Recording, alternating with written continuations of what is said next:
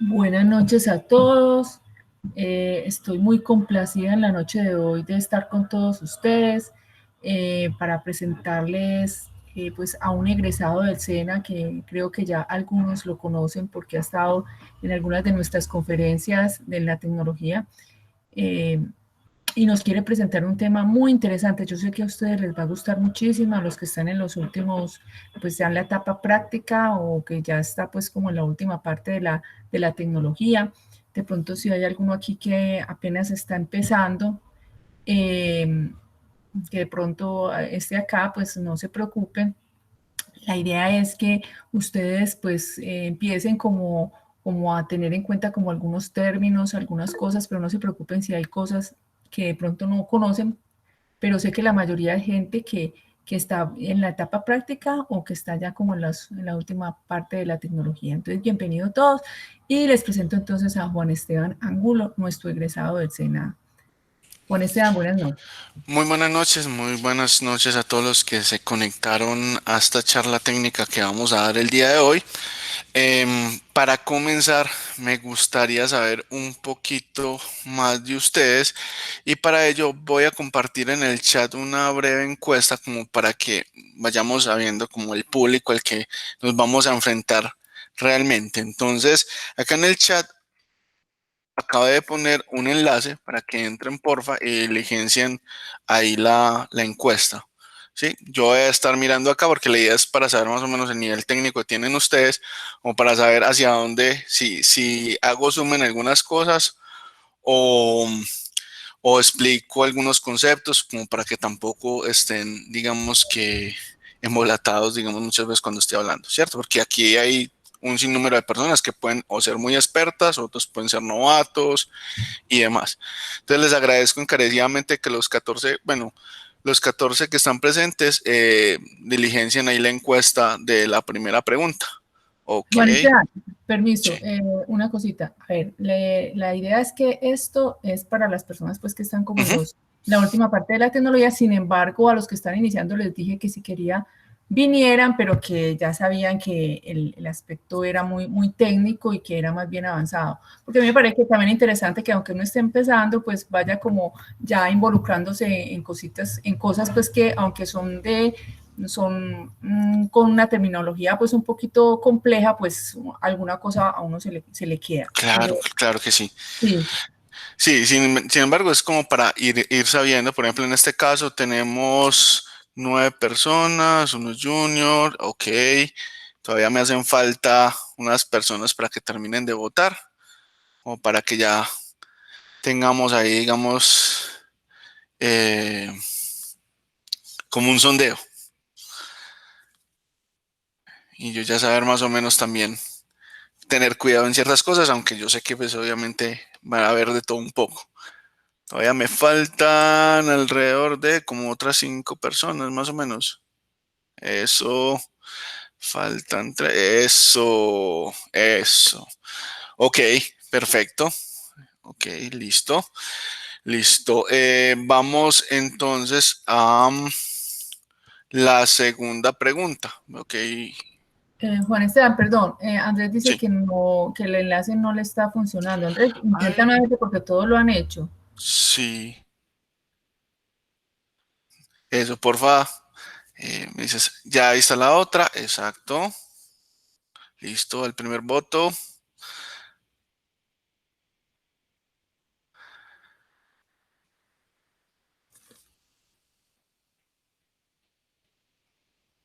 Ok, perfecto. Dos, perfecto. Ok. Y me faltan eso. Ujú.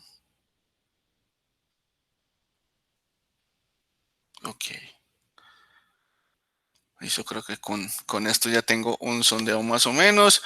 Y las últimas preguntas. Dame por acá. Eh, Vamos acá. Esta cosa no. Espérate. Vuelvo y tiro todo por acá. No me cogió las otras preguntas este de Raco. Listo. Ya por acá puedo ir cerrando estas, que estas ya las vimos. Ok, este no, este berraco no quiso arrancar.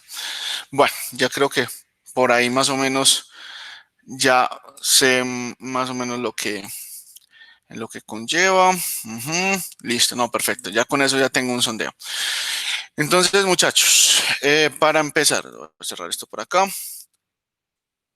Para empezar, entonces, les voy a contar más o menos esta charla. Voy a tratar, hay muchos temas y va a ser una lluvia digamos que, de herramientas, de conceptos, y yo sé que esto quizás, digamos que los tome como por sorpresa o que se sientan saturados, pero la idea es que tengan como el concepto básico, que sepan cómo se hace.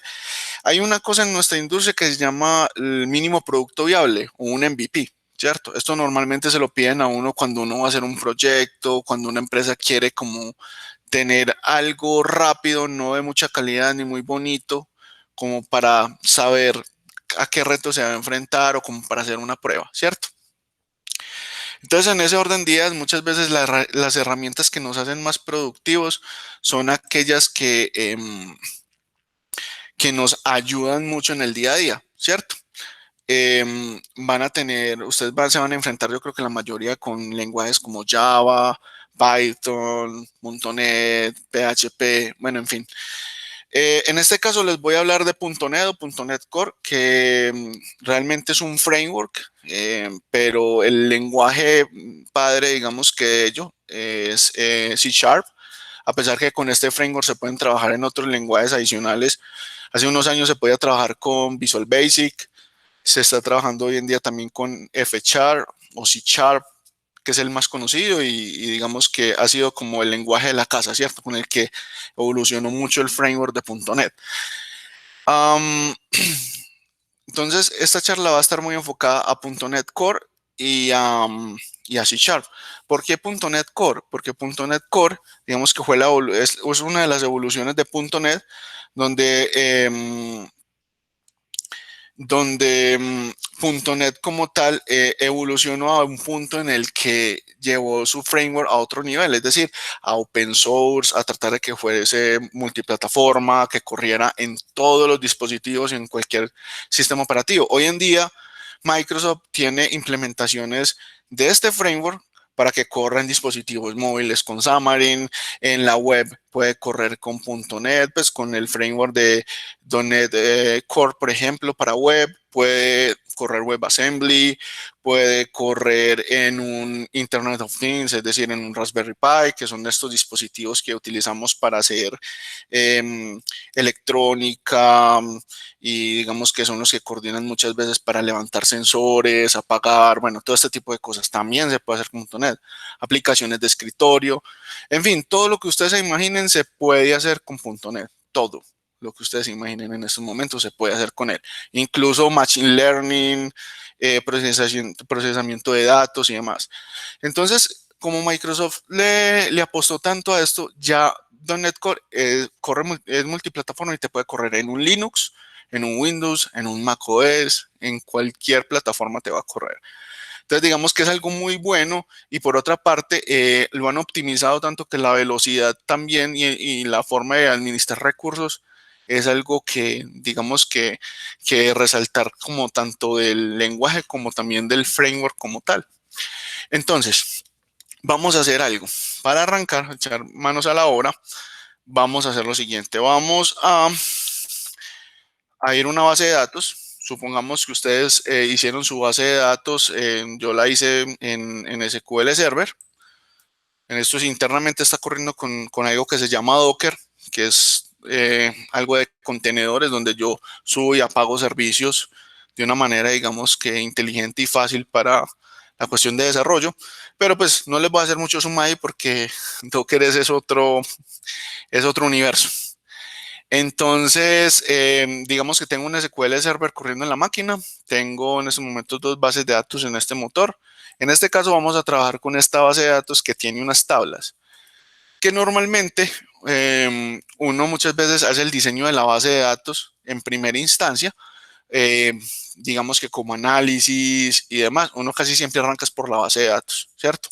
Hay gente que pues depende, también mira desde el diseño, bueno, en fin, pero pues en este caso vamos a arrancar desde la base de datos. Nos entregaron una base de datos existente y necesitamos hacer algo como para mostrar, ¿cierto? Para ello vamos a utilizar varias herramientas que nos van a servir. Voy a utilizar Visual Studio, yo lo utilizo mucho para trabajar cosas de backend, es decir, cuando voy a trabajar, por ejemplo, con .NET y voy a hacer un backend y un frontend, de pronto para los que están novatos, un backend es todos los servicios que corren por detrás de una aplicación, que son los que conectan a base de datos, que son los que mandan los correos, que son los que generan archivos, bueno, todo ese tipo de cosas son servicios que corren en el backend, es decir, que corren en un servidor. Y el frontend como tal son las aplicaciones que corren del lado del cliente, es decir, cuando tú abres el Chrome, eh, dame un momentico, porfa.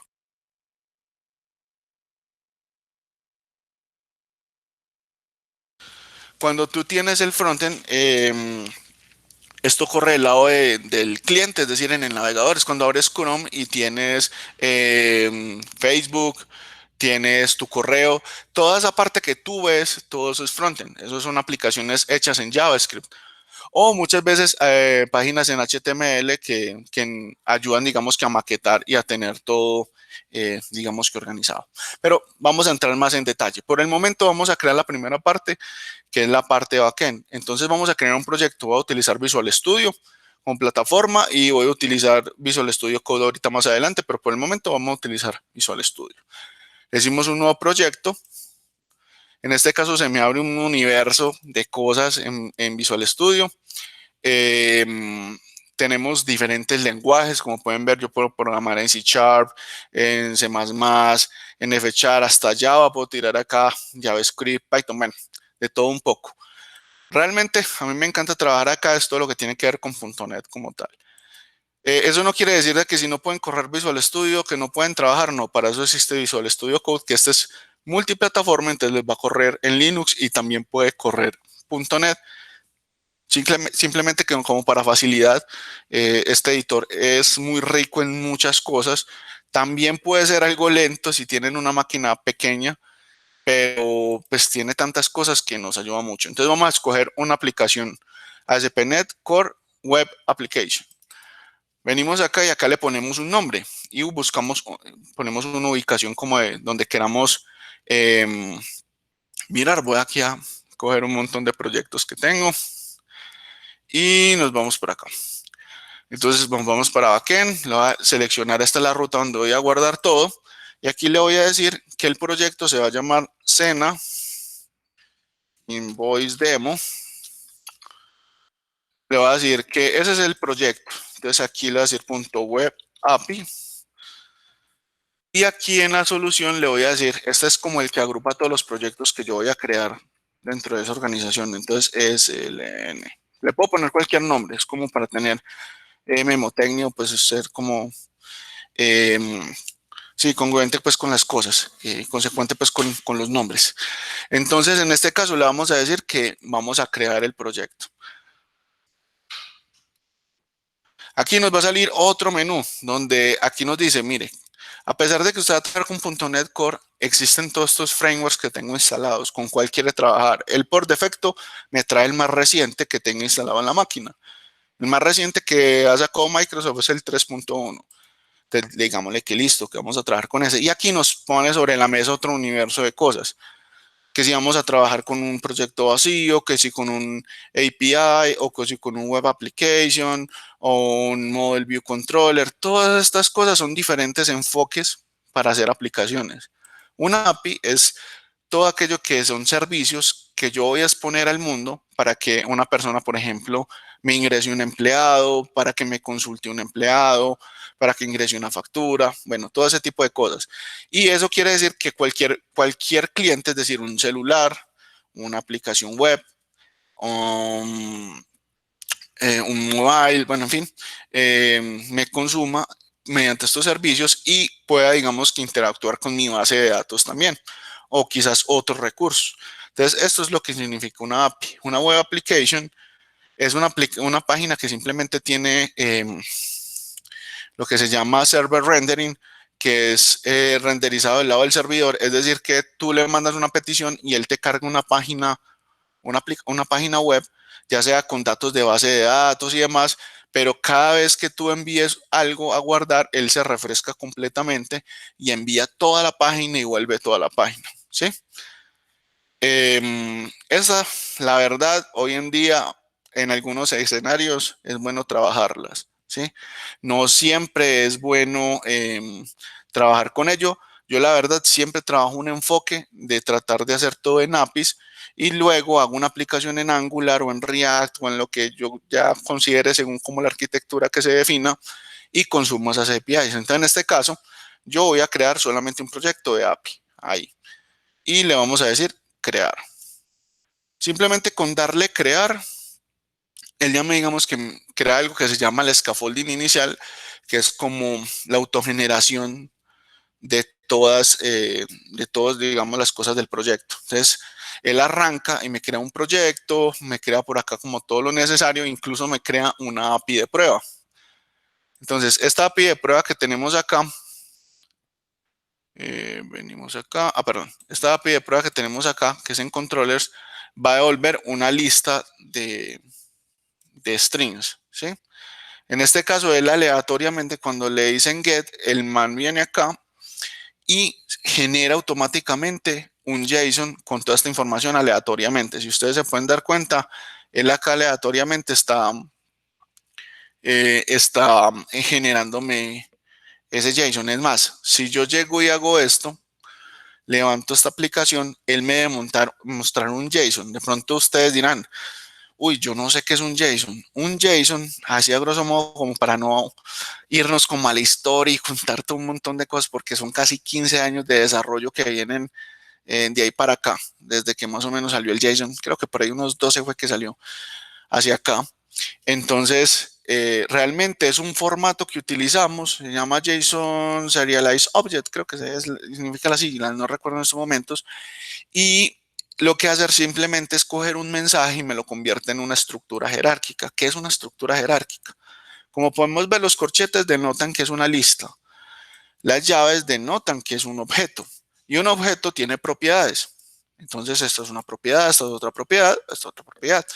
Ahorita más adelante vamos a ir mirando bien de qué se trata eso. Pero por el momento vemos que un JSON es simplemente un mensaje que ya está convertido, digamos que con una sintaxis y unas cosas que me permite a mí identificar qué es un mensaje y puedo, digamos que, obtener hasta enviar esa misma información. Bueno, de igual manera, si tienen dudas, yo como estoy trabajando acá, no estoy viendo los comentarios. Si tienen de pronto alguna duda o algo, podemos ir mirando acá. Vamos, exacto, por ejemplo, ok, ya, listo. Voy a poner por acá como el chat para poderlo ir viendo de pronto, para no de pronto no dejarlos con, con las cosas, pues con las preguntas. ¿Puedes dar un caso de uso de JSON? Claro. Un caso de uso de JSON es todo lo que sean transferencias por internet, por ejemplo. Sí, transferencias puede ser desde que tú estás en Facebook y le dices que te traiga todos todos los posts de una persona o que te traiga las últimas noticias del muro, ¿sí?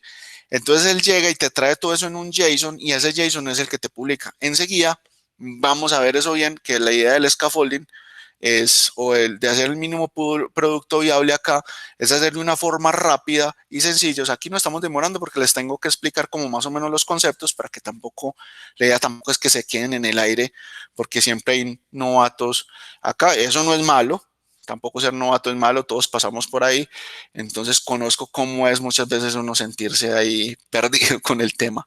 Entonces, esto es lo que les hablaba ahorita de .NET, ustedes si tienen Linux, si hay algún fan de Linux, lo puede bajar, lo puede instalar y puede correrlo en su máquina. Si están en .NET, también puede descargar el runtime y el SDK, que es este. El runtime te permite correrlos. Eh, ajá. Pueden correr tranquilamente, descargarlo, el runtime y el SDK. El runtime es para correr y el SDK es para precisamente baje todas las librerías que te permiten construir la aplicación, ¿cierto? Bueno, ya con ese preámbulo ahí que vimos el JSON y que vimos que nuestro proyecto funciona, entonces ya damos por hecho de que ya tenemos nuestro proyecto y está corriendo la primera API. Ahora bien, necesitamos hacer, digamos que el mínimo producto viable es coger esta base de datos y llevarla nosotros en código y exponerla para que empiecen a utilizarse como servicios. Usted mira, pero uy, no, eso es mucho boleo, eso no vamos a acabar en esta clase y hacerlo. Entonces yo le digo, no, mira, podemos hacer algo. Microsoft tiene muchas herramientas y entre ellas tiene algo muy genial que se llama el scaffolding de sus productos. Entonces lo primero que vamos a hacer es instalar dos librerías que necesitamos. En .NET hay una cosa que llaman los NuGet Package, que son como un repositorio de librerías donde podemos nosotros descargar las librerías que necesitamos y digamos que hay gente o Microsoft misma sube librerías allá que la gente puede reutilizar. Entre ellas están librerías de bases de datos y todo lo que se necesita muchas veces para que todo funcione. Claro, se puede conectar con Git. De hecho, Microsoft compró Git, entonces digamos que ya las integraciones con .NET Core están, mejor dicho, garantizadas, ¿cierto? Entonces, tú puedes subir esto a Git. De hecho, voy a subir el código para que subas a Git. Igual .NET te va a funcionar y lo puedes subir en GitHub, en GitLab, en Bitbucket, en todos los repositorios que tú quieras. Ok, entonces lo primero que vamos a hacer es instalar esta librería que se llama Microsoft Entity Framework Core Design. Pero, ¿qué es Entity Framework? Entity Framework es algo que se llaman los ORM. ¿Cómo es que es? Object Relations Management, creo que es que se llama. Bueno, no, también les debo ahí la sigla. Más o menos recuerdo que creo que dice eso. Pero realmente, ¿qué es un ORM? Un ORM lo que se encarga es coger y hacer el mapping. ¿Qué es el mapping? Pasar, digamos que una estructura a otra, es decir, él coge todo lo que hay en base de datos y te lo convierte en clases que tú puedas manipular. Entonces ese cuento y uno hacer muchas veces los queries a lo que llamamos API, es decir, escribir las sentencias SQL y hacer clase por clase, eso es muy desgastante y te puede quitar mucho tiempo y es algo que es muy mecánico. Entonces, .NET con este framework te evita todo ese tipo de cosas. ¿Sí? Lo puedes hacer de una forma fácil, inteligente y sin que te lleve tanto tiempo. Entonces, lo primero es instalar estas librerías que son las que necesitamos para que esto funcione, que son como extensiones o cosas del framework que necesitamos para funcionar. Entonces, mientras tanto, vamos a ir en consola a la ruta del proyecto. Entonces vamos a ir acá y nos vamos a ir a la consola. Entonces vamos a generar por acá vamos a abrir una consolita. Tienen que volverse amigos de la consola. La consola es su mejor amiga. Tanto en Windows, en Linux. En Windows no hay que hacer tanta cosa, pero en Linux sí, mucha. Y eso no es malo, eso es antes muy bueno porque uno coge mucho conocimiento muchas veces trabajando con la consola. Uy, el tamaño de la fuente. No sé si me lo permita, que tal vez es por el tipo de pantalla en el que estoy. Uy, voy a tratar. Voy a poder subir, digamos que la fuente, pero es ya cuando estemos en el código aquí. Bueno, igual yo les paso los comandos y eso después para que lo tengan. Ok, entonces lo primero que vamos a hacer es tirar el siguiente comando. O sea, inicialmente, si no tienen el Entity Framework instalado en su máquina, tienen que instalarlo, ¿cierto? ¿Eso cómo lo instalan? Yo les dejo el comando después. Lo primero es que lo tienen que tener instalados. Da un momento, porfa. Listo. Entonces, aquí llegamos y vamos a hacer lo siguiente. Entonces, en este orden de ideas, vamos a coger esta línea que aquí se me fue más de la cuenta por un espacio. Entonces, tenemos que tener Entity Framework instalado. Eso ahorita les digo cómo. Es simplemente una línea y él instala todo. Y yo como lo tengo instalado, entonces voy a enviar ese paso y ahorita les paso como el paso que tienen que hacer. Incluso los voy a dejar en el repositorio en la descripción. Entonces, acá simplemente escoger y decirle este comando .NET ef espacio dbcontext espacio scaffold. Con esto que le estamos diciendo, oiga, genéreme un dbcontext, que es como el corazón de todo el mapeo de base de datos de un ORM y créeme todo, ¿cierto? Enseguida vamos a ver eso. Entonces, le decimos la conexión, en este caso lo va a hacer con SQL. Esto funciona con Postgres, con MySQL, con un sinnúmero de motores de base de datos. Creo que hasta por ahí hay una implementación que ya sacaron de Mongo, por los que no de pronto les gusta el NoSQL, que es otro tipo de base de datos, también muy potente y muy usada en el mundo. Entonces le decimos la dirección donde de donde vamos a generar del servidor, en este caso el localhost, que es local. Le digo 1433 porque le estoy especificando el puerto. Él normalmente trabaja sobre este puerto, simplemente que se lo quise especificar. El initial catalog es la base de datos. Como pueden ver, aquí hay una base de datos que se llama InvoiceDB.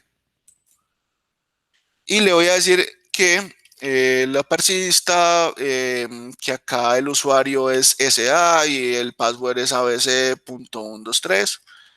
Y el resto pues que hace parte como de una cadena de conexión, ¿cierto? Luego al final le estoy diciendo el cliente que voy a utilizar. En este caso le voy a decir, oiga, lo que pasa es que me estoy conectando a una SQL Server, ¿sí?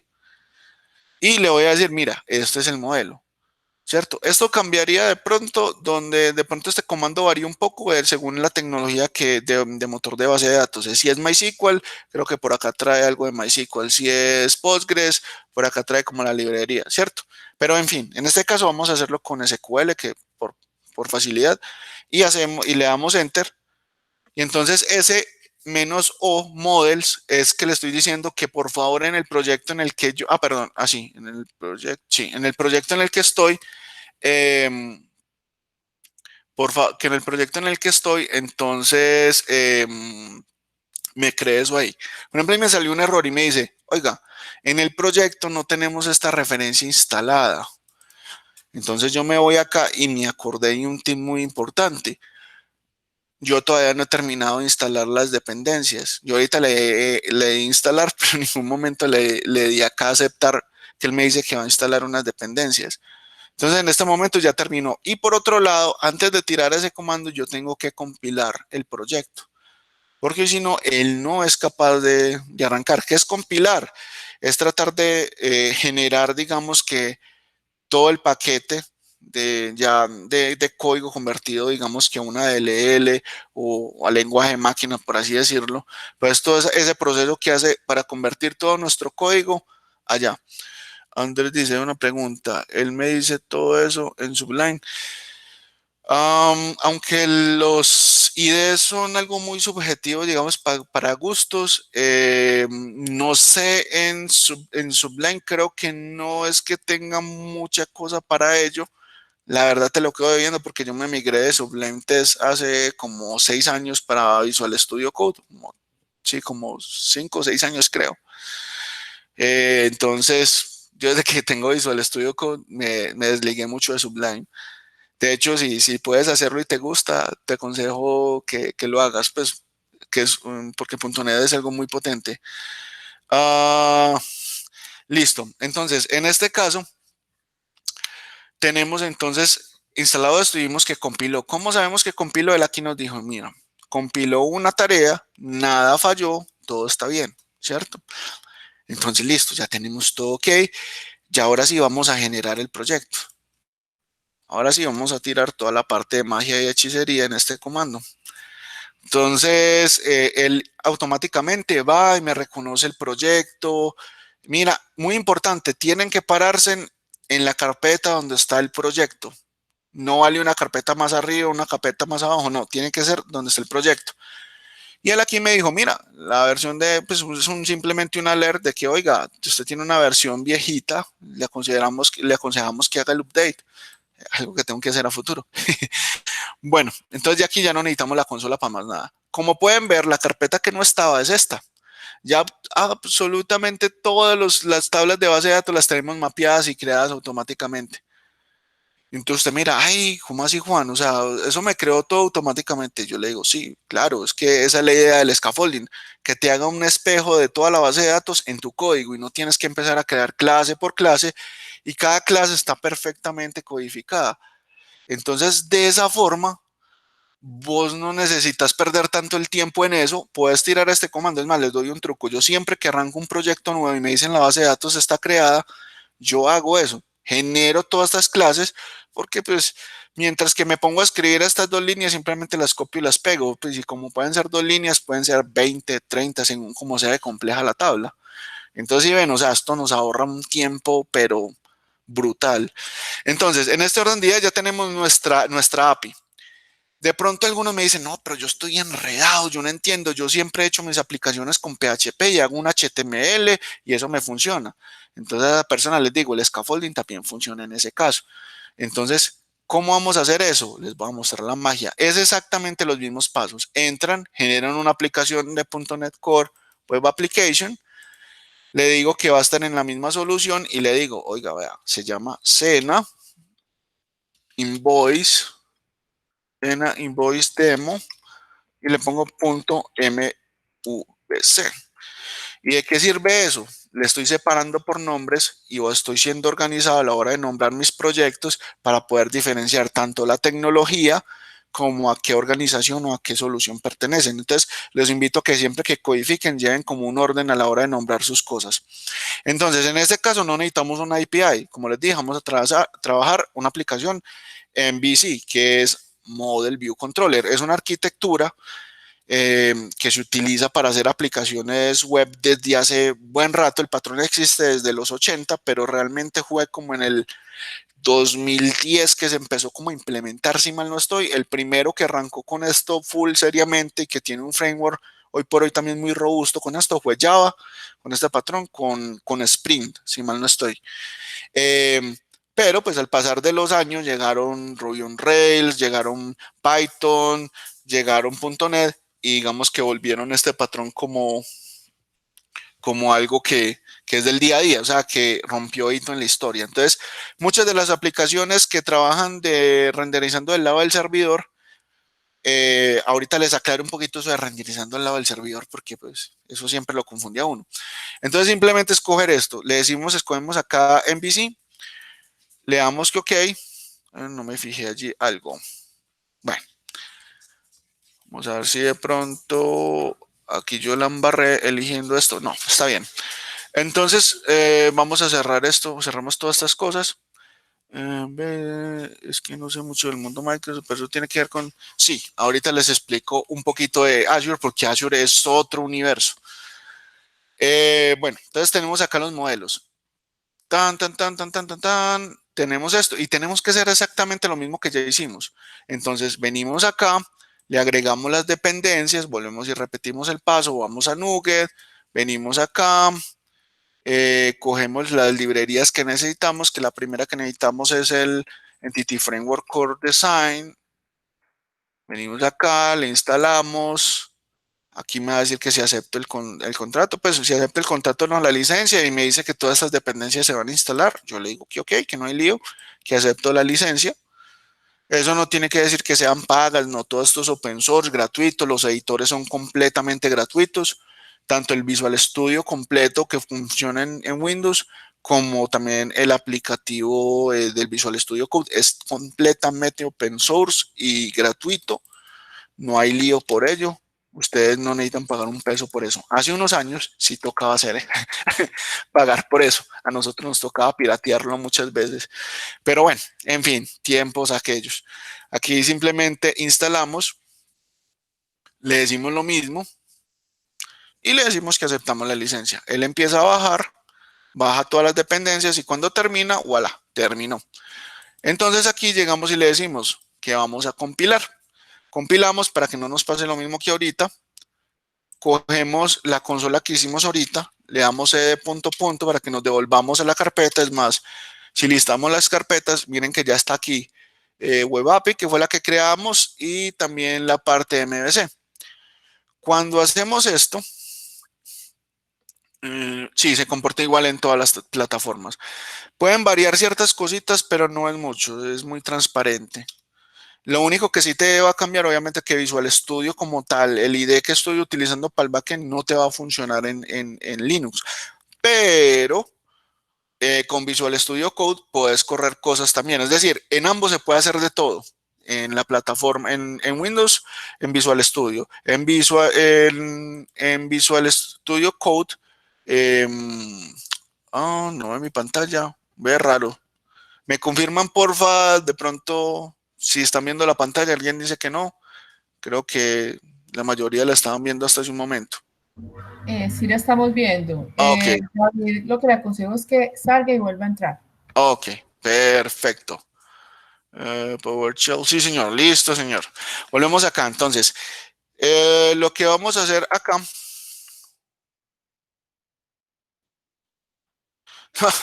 Está bien que pregunten, está bien que pregunten. De pronto ahorita si le dejamos muchas preguntas para el final, por ejemplo las de Azure y todo eso, las podemos hacer al final te las contesto. Entonces, aquí vamos a entrar a la otra carpeta. En este caso sería el de MVC, ¿cierto? Y vamos a tirar exactamente la misma línea que tiramos arriba. Le vamos a decir la conexión, todo eso, y él, voilà, me va a generar otra vez, digamos que todos los modelos. Uy, sí, por eso es que también con la cuestión del tiempo me toca medirme porque es que es mucha cosa y siempre nos puede llevar bastante rato. Entonces, creo que lo que podemos hacer es, igual va a quedar el video, lo ven y si no, saquen dudas y podemos hacer otra sección y nos enfocamos simplemente en aclarar dudas. No hay ningún lío, no tengo problema por ello. Entonces, haciendo esto, como pueden ver, él volvió y me generó la carpeta model y me generó, perdón, model y me generó aquí todo, absolutamente todo lo que necesitaba. Entonces, en esta parte estamos ganados, ya tenemos esto. Entonces, ¿qué configuración me toca hacer adicional? Me toca hacer un par de configuraciones adicionales. ¿Y qué es? Primero, una cosa es que yo haya generado el modelo de base de datos, que es prácticamente convertir todas esas tablas, convertirlas acá a entidades. Sí, eso me lo hizo mágicamente esta librería. Normalmente toca hacerlo a pie. Y eso lleva mucho tiempo. Nos podríamos demorar hasta 2 o 3 clases escribiendo bueno, tampoco seamos tan exagerados, sino una clase escribiendo esas clases, ¿cierto? Valga la redundancia. Entonces, lo que vamos a hacer es lo siguiente. En primer lugar, vamos a, acá en la parte, hay un archivo que se llama en .NET que se llama el Startup. Funciona para cualquier tipo de proyecto web, ya sea MVC o Web API, donde vamos a tener acá una cosa que se llama Startup, que es nuestra clase principal, es el core de nuestra aplicación. Y en esta parte, en la parte de services, vamos a configurar un par de cositas. En primer lugar, vamos a traer un connection string o una cadena de conexión, que es donde se va a guardar lo de la base de datos. Le vamos a decir que vamos a obtener un connection string y que se llama así. Y que es un string y lo vamos a guardar en esta variable. Luego vamos a coger y vamos a agregar nuestro DB-Context. ¿Cuál DB-Context? Esto. ¿Qué es un DB-Context? Es lo que representa en sí, en clase, nuestra base de datos. ¿Sí? Como pueden ver, aquí él automáticamente pone unas cosas que llaman DBSet, que es lo que es la representación de mis tablas. ¿Sí? Por eso mágicamente él ya va a ser capaz de simplemente mandar a base de datos sin yo tener que escribir una sentencia SQL. Ahorita les digo los pros y los contras de hacer esto, pero realmente no tiene tantos contras si lo sabemos manejar. Y esto ya obviamente tienen que tener mucha experiencia para ello, pero bueno, ahorita les hago un recuento y más o menos les explico ciertas cosas de acá. Entonces, este es el DB-Context, esto lo generó automáticamente la máquina y le voy a decir al sistema que me ejecute ese DB-Context. Entonces, llego yo y le digo, oiga, mira, ese DB-Context lo vamos a utilizar. ¿Qué pasa aquí? Aquí hay algo muy genial que me gusta mucho de .NET y es que su editor nos ayuda demasiado. ¿En qué sentido? Como pueden ver, espérate un momentico, que por acá hice yo una barrada, creo que fue acá. A ver, vamos a ver. De pronto yo me comí por acá una... Ya, ok, yo creo que sí está bien. Entonces, esta es la forma de agregar un servicio en .NET son todas aquellas cosas con las que vamos a tener contacto en nuestra aplicación. En este caso, es como el motor de base de datos. Le estamos diciendo, oiga, el motor de base de datos o DB Contest que va a estar representado, o digamos, perdón, la base de datos que va a estar representada en objetos para usted, ¿es cuál? Entonces yo le digo aquí, DB Context, yo le puse el nombre. Pero entonces usted me van a decir, ay, pero es que toca ir a buscar cómo se llama, no, simplemente le digo using y el voilà, me pone acá arriba la dependencia. Eso lo hace gracias al editor, pero les digo que este editor es muy bueno. Acá lo mismo, si ya tengo referenciado todo, puedo hacer esto y él arriba me puso precisamente esas cosas. El models, me puso por acá el Entity Framework Core, ¿sí? Bueno, él hizo mágicamente todo eso, gracias a la lupita que hay acá. Y la lupita también le ayuda a uno, digamos que en caso de errores le da sugerencias o te puede ayudar con ciertos problemas. O la lupita no, el bombillito, qué pena. Entonces, guardamos esto. Entonces aquí le decimos que Connection Stream. ¿Qué es eso de Connection Stream? Todas las aplicaciones .NET también traen un archivo de configuración que se puede manejar según los ambientes. En este caso, vamos a trabajar con algo que nos va a ayudar mucho. Vamos por acá. Bueno, voy a pastelear por acá una cadena de conexión que tengo ya lista. Vamos por acá, por acá, por acá. Ya voy para allá. Entonces, en este orden de ideas, vamos a coger una cadena de conexión, cualquiera por acá. Entonces, aquí nosotros metemos todos los datos de configuración. ¿Qué es eso? ¿Cómo así que datos de configuración? ¿Este man de qué está hablando? Y es que muchas veces necesitamos, por ejemplo, las cadenas de conexión que necesitamos desplegar en un servidor. Por ejemplo, estamos en un sistema para una panadería. Y supongamos el señor nos contrató, hicimos la aplicación, pero desgraciadamente ya tenemos, bueno, afortunadamente ya tenemos que desplegar en el servidor del señor, ya pasamos de lo local allá. Allá el servidor no se va a llamar localhost, se puede llamar de otra forma, la contraseña puede ser otra diferente. Entonces, en ese orden de ideas necesitamos llevar toda esa responsabilidad a la cadena de conexión. Entonces venimos acá y la cadena de conexión es esta. Entonces ponemos connection strings. Bueno, viene por el connection string. Si yo aquí le pusiera otro nombre, es más, vamos a cambiárselo. Le vamos a decir invoice, perdón, tengo esto en mayúscula, invoice db. Yo simplemente cojo esto así, guardo, vengo acá al startup y le digo, oiga, no, es que el connection string se llama así, ¿cierto? Entonces, simplemente hago esta configuración acá y él ya sabe que va a ir allá a los connection string y va a ir por esto. Este truco solamente sirve para todos los que son connection string. Desgraciadamente para los otros no es tan fácil entrar esto. Exacto, como usted quiera llamarlo, no hay ningún lío. Esto es un alias de un connection string. Usted aquí le puede poner yo me llamo Cumbia y funciona. Bueno, en ese orden de ideas, ya teniendo eso ahí, él aquí ya queda con esto, ¿cierto? Entonces yo simplemente puedo cambiarle acá o el usuario, la contraseña y para el sistema siempre se va a llamar InvoiceDB. A él no le importa de aquí para allá que haya. Eso es un concepto que nosotros llamamos abstracción, ¿cierto? Y en cierta forma encapsulamiento. Entonces lo que hacemos es que al sistema le va a importar un carajo en ese connection string que hay como tal, o sea, él de entrada no se preocupa por eso, él sabe que iba a encontrar un connection string. Simplemente tú tienes que garantizarle que todo esté correcto, ¿sí? Eso es algo muy bacano que nos da, por ejemplo, que tenemos que empezar a mirar. Para eso son estos archivos de configuración. Exacto, exacto, eso es, como si fuera un parámetro o variable, por así decirlo. Pero eso es más que todo llamado como archivos de configuración. Eso lo van a encontrar en Java, en .NET, en Python, en cualquier lenguaje siempre hay por ahí un archivo de configuración. Bueno, entonces, pero usted me dirá, no, usted sí ha hablado mucha cosa y esto nada que funciona. Pues sí, muy bonito que creó eso ahí. ¿Dónde está su famoso MVP? Entonces yo le voy a decir, mira, ya configuré la parte, ya generé mis modelos. Bien, está el mapa de cómo está la base de datos. Ahora bien, ya le dije al sistema con qué motor de base de datos nos vamos a ir. Le di el DB context con el que vamos a trabajar y ya creé los connection string que los voy a duplicar en todos estos archivos de configuración como por unificar, digamos que la versión.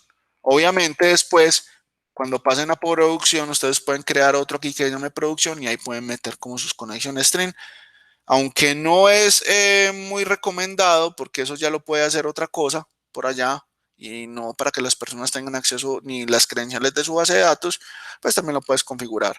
Esto es backend, sí. Por el momento solamente estamos con backend. Listo. Teniendo en cuenta eso, el primer ejemplo que les voy a hacer antes de pasar a la API para que no se me enreden mucho es que voy a generar a partir de este modelo que hicimos toda una UI o toda una página sin tirar una sola línea de código. Entonces, tenemos aquí ya los modelos que fue lo que generamos. Ya le dijimos acá en el startup, oiga, en el service le dijimos, oiga, agréguese un contexto, le dijimos cuál era el contexto y le dijimos que íbamos a utilizar SQL Server como motor. Aquí puede ir más adelante Postgres, MySQL, bueno, ya tienen que ver específicamente de cada uno, pero la verdad no es mucho el cambio en cuanto a esto, ¿cierto? En cuanto a acá configuración. Y acá le pasamos la variable con al SQL para que sepa cuál es la conexión y le pasamos cuál, la que esté en el archivo de configuración que se llame así.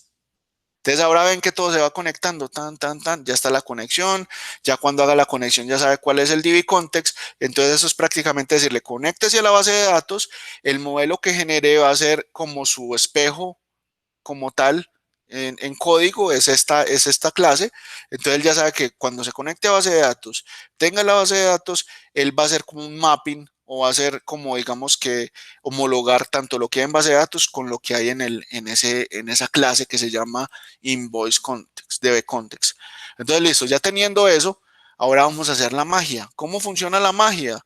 Llegamos aquí, le decimos clic derecho, agregar, controller, y le decimos, él nos saca varias opciones. Quiere un control MVC vacío, quiere un control MVC con las acciones para escribir y leer, quiere uno usando Entity Framework o va a crear una API, porque en un modelo MVC también podemos crear APIs. O sea, esto es como todo en la tecnología, podemos o tener algo en específico o podemos juntar un montón de cosas en algo. No es lo más recomendado, pero hay escenarios en los que es necesario juntar varios enfoques, ¿sí? En este caso, vamos a utilizar este MVC Controller con vistas usando Entity Framework, ¿sí? Entonces le vamos a dar aquí que add y entonces aquí es donde va a cobrar completamente sentido todo lo que hicimos. Él nos dice, ¿cuál es la clase modelo? Yo le voy a decir, la tabla employee, que es empleado. ¿Dónde está el DB context que usted va a utilizar? Es este. Y luego le digo si hay un layout, que normalmente aquí los layouts son las páginas maestras o las páginas que van a ser como las páginas maestras de su aplicación. Por ejemplo, una página maestra puede ser una página que tiene un menú principal, tiene un menú al costado y al centro renderiza todas las páginas que él va a cargar. Entonces, cuando usted tiene un layout de estos, usted genera, digamos que todo esto en un layout y simplemente le dice a las páginas que usted ya vaya a hacer que se adapten a ese layout, entonces no tenés que estar repitiendo como haces muchas veces en PHP, no en todos, pues, pero normalmente cuando uno arranca empieza a hacer como un montón de vainas. Ok, a ver, una pregunta por acá de tipo de conflictos que generan Nexus. Eso pueden. La verdad, yo con Nexus no me la llevo muy bien, precisamente porque no soy tan fan de estas herramientas que generan todo código, a no ser de que sea como la de .NET en este caso. ¿Por qué? Porque me genera realmente el código necesario base para que yo haga el resto de trabajo. Entonces, digamos, si yo necesito hacer un MVP, si necesito ahorrarme un montón de código, no es que me haga la aplicación y ya, uy, hice la aplicación y la hice así, entonces ya me van a dar plata por ello. No, es sacar un MVP que es un mínimo producto viable.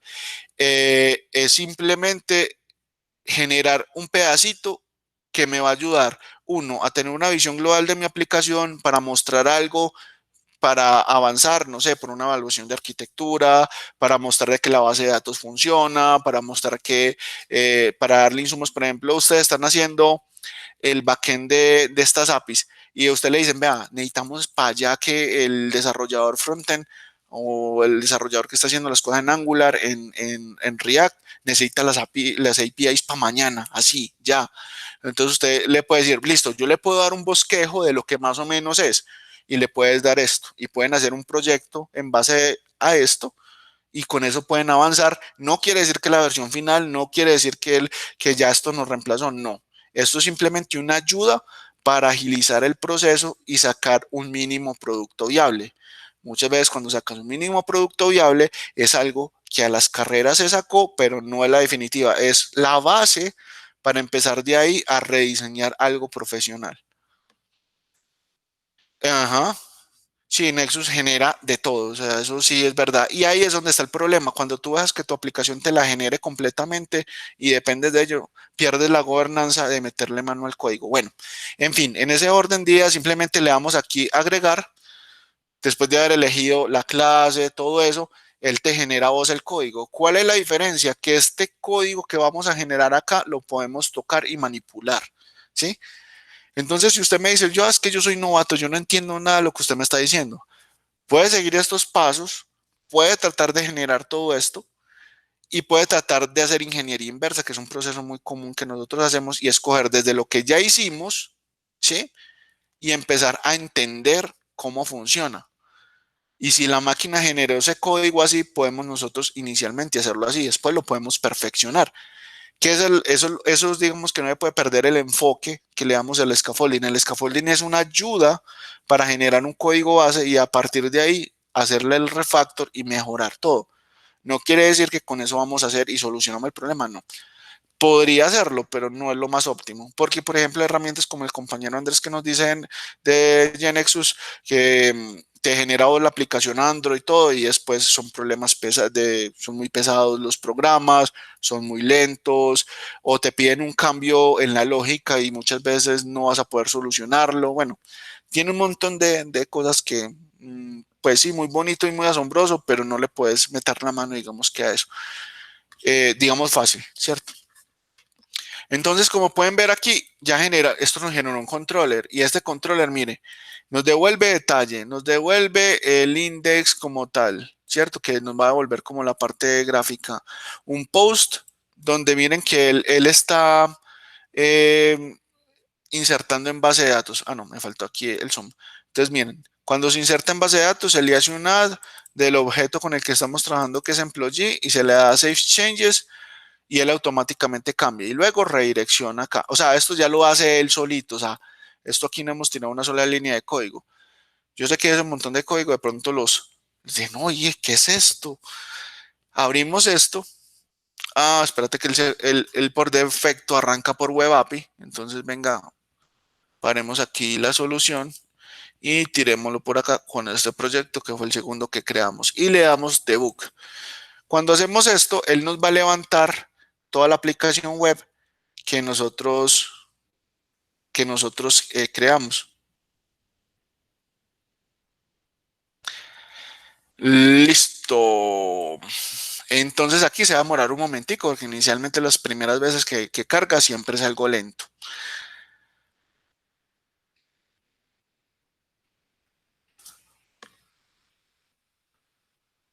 Listo. Entonces en este orden de días simplemente llegamos y le decimos employees. Él cuando lo genera en plural. Entonces siempre le pone como una S al final. Entonces, hacemos esto y él automáticamente debe ir por los employees. Aquí hay uno, en la base de datos había uno. Si yo le digo crear uno nuevo, mira, él ya creó toda la interfaz para ello. Entonces yo llego acá y le digo, no sé, María, Antonia, Rivas, Paisa. Bueno, en fin, puede ser con Z. Qué sé yo, le va a poner cualquier fecha. O sea, aquí no tenemos validaciones de nada, pero bueno, esas validaciones se podrían meter después. Eso es algo que sí te tocaría hacer a ti a mano, las validaciones. Sin embargo, él te va a validar las que son, digamos digamos, obligatorias. Si le damos crear, él automáticamente fue y vea, creó acá todo. Y si pueden ver acá, si nos vamos aquí a Employees, le damos que nos muestre todo. Aquí, en este caso, está digamos que los dos registros. Ahora ya tenemos los dos registros acá. Ya si queremos podemos seguir insertando e incluso podemos seguir generando código a partir de eso. ¿Eso en qué nos ayuda? Por ejemplo, ustedes cuando estén haciendo su proyecto de grado pueden hacer la base de datos, generan todo esto y digamos que a partir de ahí pueden seguir construyendo el código y eso les va a ayudar mucho tanto a entender cómo funciona como a entender cómo hacer cosas en .NET Core, ¿cierto? Entonces, eso les va a ser de mucha ayuda, por ejemplo, para crear el primer bosquejo para saber cómo quedó su base de datos. Entonces, ustedes crean su base de datos, generaron todo el código y pueden ir jugando con este código generado como para tener un indicio, una base de más o menos cómo van a ser las UIs, ¿sí? O sea, esto cuando uno es novato le ayuda a uno mucho. Tanto que le facilita a uno la vida, también uno puede ver cómo la máquina le genera a uno el código. Ahora bien, ahora ya que tenemos la parte gráfica y que ya vieron que esto funciona también para generar, digamos que las UIs, el enfoque realmente de esta charla es pasar, digamos que a la parte de APIs. Entonces, ustedes ya vieron ahí cómo se presentó el employee, cómo se presentó toda la información del empleado. Ahora vamos a hacer exactamente lo mismo con los modelos de acá. Entonces, vuelve y juega. ¿Qué vamos a hacer? Vamos a coger esto, tal cual, como lo hicimos en el otro lado, copiamos esto en servicios, perdón, esto, copiamos, nos vamos para el strap de este señor y entonces llegamos acá y lo pegamos acá. Si ven de pronto las diferencias en el strap es que el otro dice Add Controllers with Views y este dice Add Controllers. ¿Cuál es la diferencia? Que el otro funciona con vistas. Por eso es que utiliza esa parte que llamamos server, rendering server o bueno, sí, renderizado en el servidor, donde realmente cada vez que vieron que cada vez que guardaba cambiaba la URL y se recargaba la página. Eso no es tan chévere. ¿Por qué? Por el mero consumo de recursos. Entonces, ¿cuál es la idea? Las vistas, pues ahí es como para tener un bosquejo, pero la idea es que toda esa parte de UI se haga en algún frontend JavaScript y demás por facilidades, por versionamiento, por velocidad. Aunque esto puede ser muy veloz, no nos va a ayudar a hacer una UI muy amigable, pues renderizando del lado del servidor, es decir, el primer objeto, el primer scaffolding que les mostré, que abrió el formulario y todo eso, es decir, el MVC, este de acá. Este se puede hacer, pero simplemente como por efectos de prueba. Hay escenarios en los que puede ser óptimo, ¿sí? Que le dicen a uno muchas veces, hey, tenemos que trabajar así y tiene sus justificaciones técnicas. Pero normalmente lo recomendado es hacer una API y esa API que exponga esos recursos y desde el frontend los consumimos, desde otra aplicación. Entonces, vamos a hacer algo. Ya tenemos esto acá, ya copiamos acá, hicimos el import de las cosas que necesitábamos.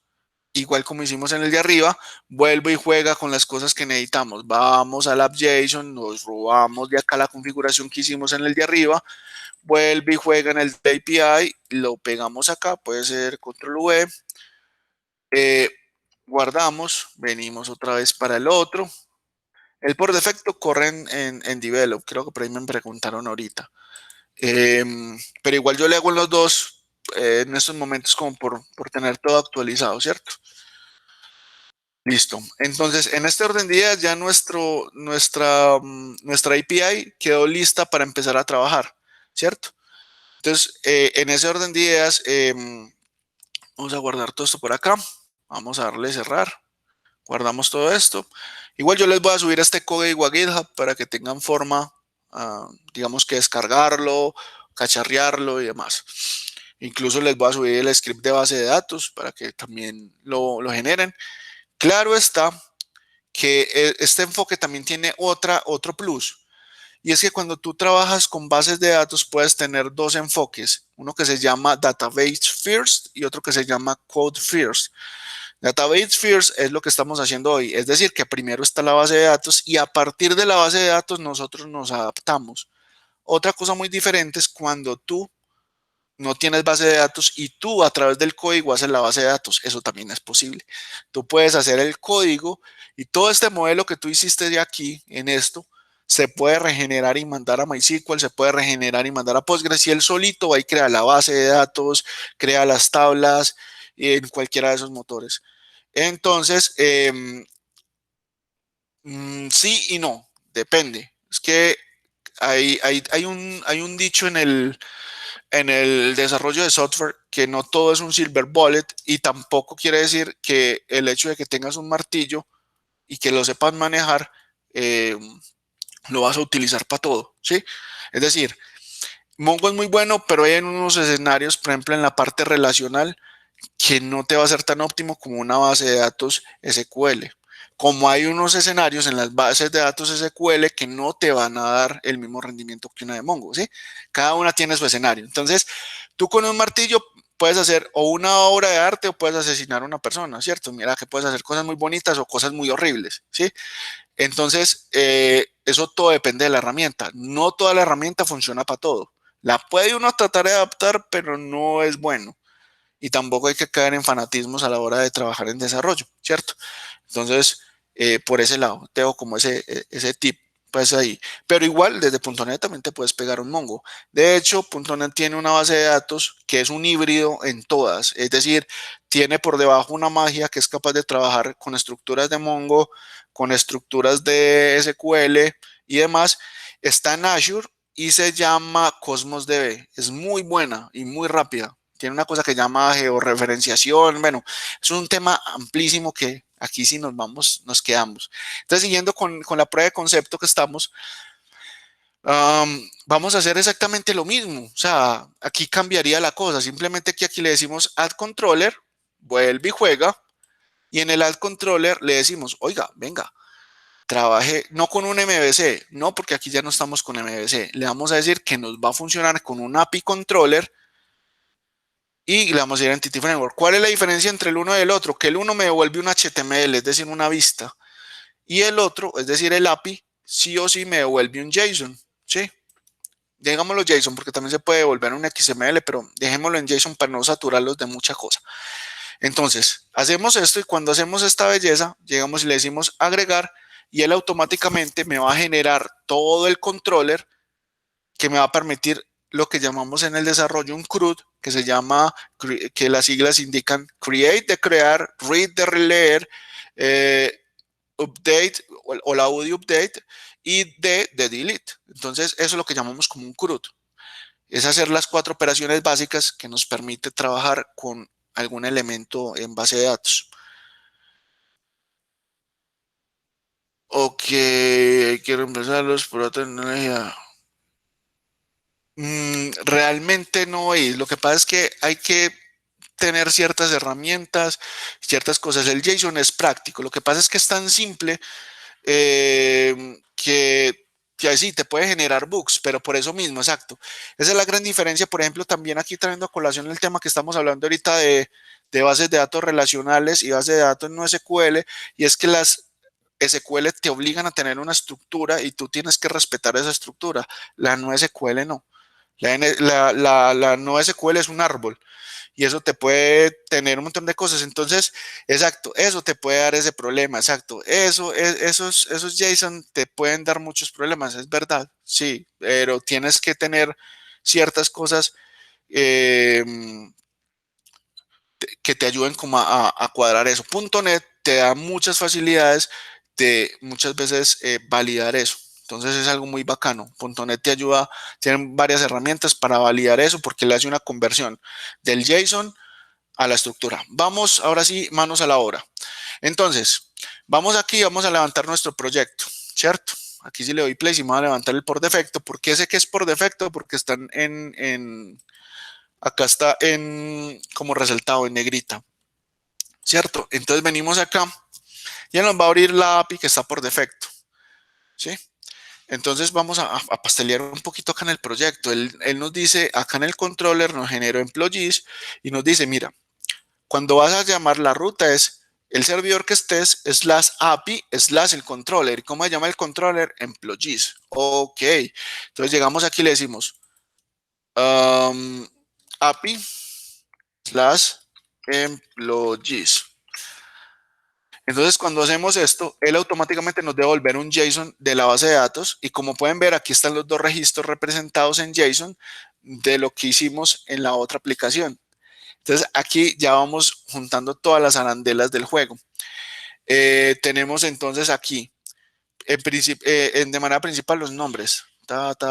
Aquí hay una relación con invoice, que no la tenemos todavía aquí llenado con datos, pero pues tenemos toda esta parte ya diligenciada, ¿cierto? Entonces, el JSON realmente es una representación de lo que hay en base de datos, que está en este caso. Miren que exactamente es lo mismo. Y esa magia me la hacen los modelos que yo autogeneré. ¿Sí? Esos modelos que miramos allá, es más, los que están acá, si ustedes vienen acá y miran employee y dice, tiene un ID, first name, vamos a mover un poquito esto como para que queden. Entonces, como pueden ver acá, miren, generé estas clases. Esta clase, por ejemplo, employee, tiene toda esta estructura. Esto lo generó solo. Cuando generé la API, él me devuelve esto en base a este contrato, que es un mapeo directamente de lo que hay en base de datos. Entonces, miren, en un momentico logré hacer una API que me conectara, digamos, toda la base de datos o esa tabla de base de datos ya con el exterior. De esta forma, yo puedo tranquilamente irme, si yo tengo publicado, pues si estoy bajo la misma red o en la misma máquina, puedo irme hasta otro navegador y hacer esto. Si lo tengo publicado en internet, simplemente le pego a la URL, voy al URL y él me va a generar ese JSON. ¿Sí?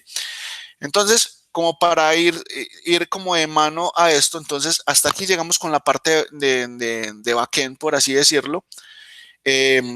Puedo ya en este caso pegar más clientes. Vamos a utilizar un cliente que se llama Postman, que es el más utilizado, ¿cierto?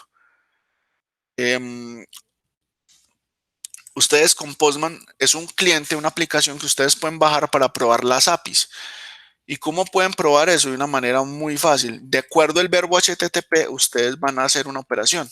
¿Se acuerdan que ahorita les hablé que había... te matan los form, en el form. Ok, te matan. Ok, ya vamos para allá. Tú puedes trabajar las operaciones básicas que les comenté, que es el crear, el leer, el actualizar y el eliminar. ¿Sí? Son operaciones básicas y lo que llamamos CRUD, y eso se ve representado en ciertos verbos HTTP. Si vamos a obtener o a leer, es get. Si vamos a obtener, si vamos a enviar, es decir, a crear un recurso, el post. Si vamos a actualizar un registro ahí, sería el put.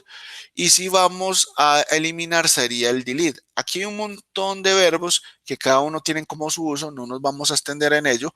Solamente estos son los básicos que siempre ustedes van a encontrar. De hecho, las APIs que autogenera esto están, digamos que ya en estos verbos básicos. Si van a leer, van a estar en get. Si van a crear, van a estar en post. Si van a actualizar en put y si van a eliminar en delete. Entonces vamos a hacer una prueba sencilla. Vamos a coger acá, vamos a crear, no sé, vamos a crear otra API acá. Entonces no vamos a poner aquí a crear cosas nuevas. Vamos a coger este coso de acá, esta URL, cogemos el cliente, venimos y hacemos esto. Y si hago esto, él va a me va a traer igual los mismos dos. Entonces, con esto no necesitan estar en el navegador y pueden probar todas las operaciones que ustedes quieran. Ahorita te contesto, Andrés, un poco la parte de lo del front, que más o menos, pero hay formas digamos, de blindar esa parte. Ok, tenemos esta parte de acá, entonces tenemos el get. Si le doy slash y le digo 1, me debe traer solamente el 1. Si le digo el 2, me trae solamente el 2. Entonces, como pueden ver, él me creó las APIs básicas para trabajar, digamos que nuestro backend. Si yo, por ejemplo, quisiera crear un empleado nuevo, simplemente le diría aquí post, aquí le quitaría el 2, ¿cierto? Y en el body, acá le diría, perdón, aquí body, le digo que es algo crudo, por así decirlo, o en un formato crudo, por así decir, le decimos que es de tipo JSON y ponemos el JSON acá. Bueno, aquí me faltaron las llaves. Tan, tan, tan, tan, tan, y podemos hacer esto. Y aquí no se va a llamar María Antonia, sino que se va a llamar Lina. Y aquí se va a llamar María. Le vamos a decir que se va a llamar Rivas, no, se va a llamar Pérez.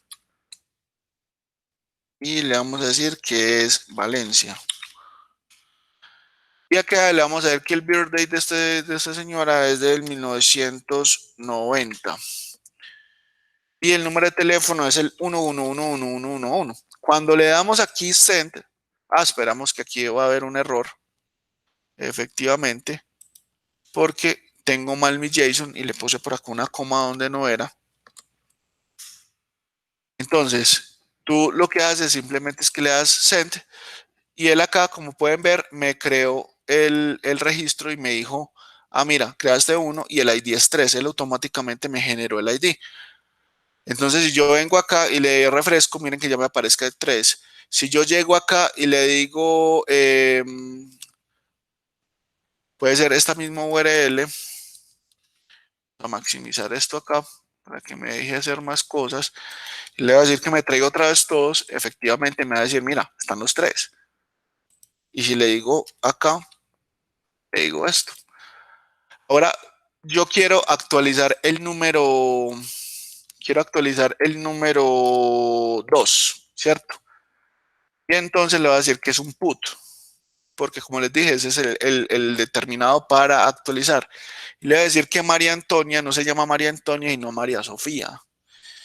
Entonces venimos aquí y le decimos que va a ir el body, que va a ser un raw y que va a ser JSON. Venimos, pegamos acá, vuelve y me comí las llaves. Entonces aquí tenemos esto. Tenemos esta parte acá. Entonces de esta forma, ok, aquí la embarré yo porque necesitaba esto. Esto tiene que estar en comillas dobles para funcionar. Es lo que nos pide el Postman como para que el JSON sea válido, ¿cierto? Entonces aquí llegamos y construimos, digamos que esto. Entonces venimos aquí, birthday, le decimos que telephone, ok. Y le decimos aquí que address, listo. Bien, aquí ya terminamos esto. Entonces le vamos a decir que aquí vamos a quitarle este ID que no lo necesitamos. ¿Por qué? Porque lo estamos pasando acá arriba. Esa es la magia del put. Le pasamos aquí arriba el ID que necesitamos, le pasamos todo el cuerpo y no le vamos a decir que se llama María Antonia, sino María Sofía. Cambiamos y efectivamente, bueno, acá ya nos sacó un bar request, o sea, que hubo un error. Vamos a ver si por acá me faltó. Y le voy a decir que 2, coma. Ok, aquí ya lo modificó. De hecho, aquí ya me dio un resultado de que un código de estatus como tal que me ayudaría, digamos, que a obtener esta parte. Entonces, si yo ya vuelvo y refresco la página, es decir, si vuelvo otra vez aquí al navegador, él aquí llega y ya me debe cambiar por Sofía. ¿Ven? O sea, ya aquí todo empieza a tener sentido, ya puedo empezar a actualizar todo esto y todo esto que yo acabé de hacer en Postman, ustedes lo pueden hacer desde una aplicación frontend, ¿sí? Entonces, vamos a ver si nos alcanza un poquito el tiempo, profe. ¿Cómo estamos de tiempo? Creo que me he pasado del tiempo, ¿cierto? Sí. Ok. Entonces, creo que la de Angular no nos va a dar para terminar, lo podemos agendar por una nueva sección. Lo que pueden hacer es, por el momento hicimos la parte de backend, que esto es lo que necesitamos y podemos hacer un mínimo producto viable con esto y con una base de datos y digamos que generar nuestros formularios ya sea con server rendering o ya sea creando nuestras APIs. Y esto nos va a ayudar mucho, ¿cierto? A la hora de interactuar, de hacer todo esto. Podemos cuadrar una siguiente sección para que hagamos toda la parte de frontend y generemos incluso otra APIs y sigamos trabajando con ello. Incluso podemos programar otra sección con todas las dudas que yo sé que van a tener muchas. Yo sé que acá fue una fumigada de conocimiento, ni la más brava. Entonces,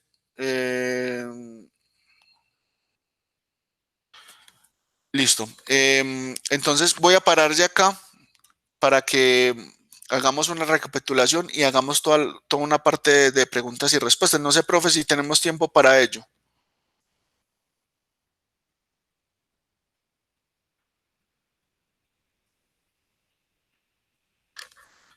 Ok, mientras tanto, le recapitulo. Nosotros arrancamos con esta base de datos creada, ¿cierto? Cogimos y creamos proyectos en .NET Core, que son estos dos proyectos de acá. Creamos uno con MVC que nos va a permitir redireccionar del lado del cliente, del lado del servidor, es decir, como pueden ver, aquí hay unas vistas que esto se va a cargar cuando levantemos el cliente, ¿cierto? Es más, venga, levantémoslo de una vez para que recapitulemos con esto funcionando. Entonces aquí va a levantar, están ambos corriendo, están este y este.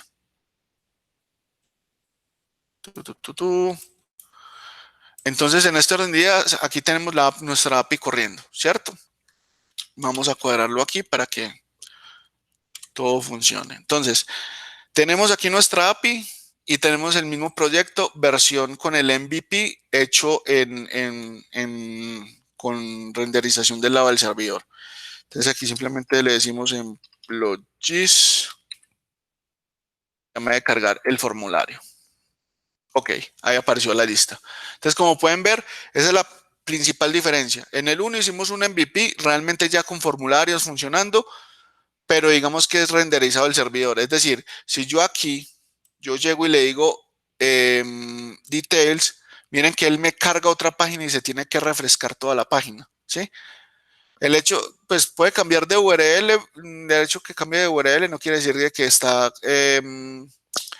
que sea una frontend, una backend, no. Es decir, que se recarga toda la página. Entonces, si ustedes pueden ver, voy aquí ahora a abrir, por ejemplo, el coso de herramientas bueno, la consola de herramientas, perdón, las herramientas de desarrollador de Chrome. Y si le doy aquí F5, miren que él volví y cargo todo. Si yo ya llego acá y le doy atrás, por ejemplo, como pueden ver, volví y se cargó absolutamente todo.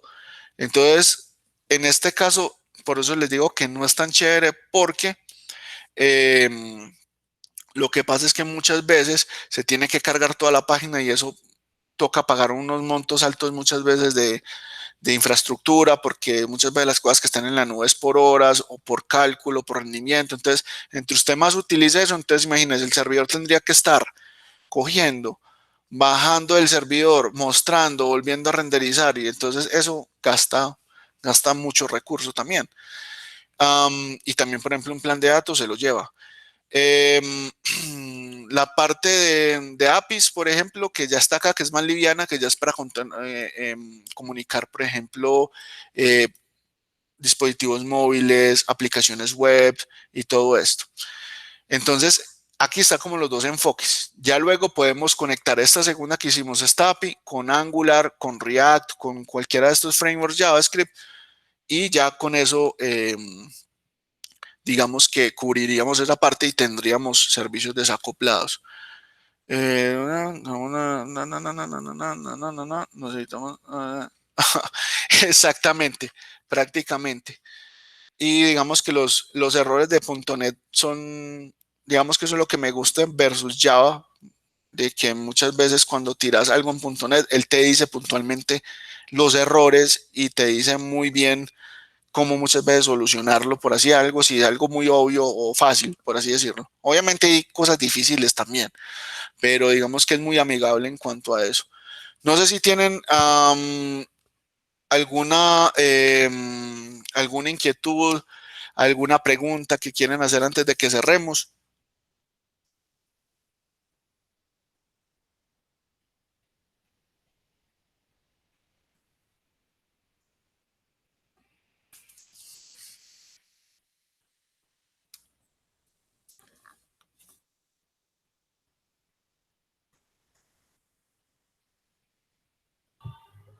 Juan Esteban, yo pienso que ya es que cacharrear y mirar pues todo lo que tú nos has contado. Nos dice Javier que cuando es la próxima eh, clase, de pronto, Juan Esteban, tú puedes. Pues no, podríamos mirarlo dentro de 8 días si de pronto hay espacio.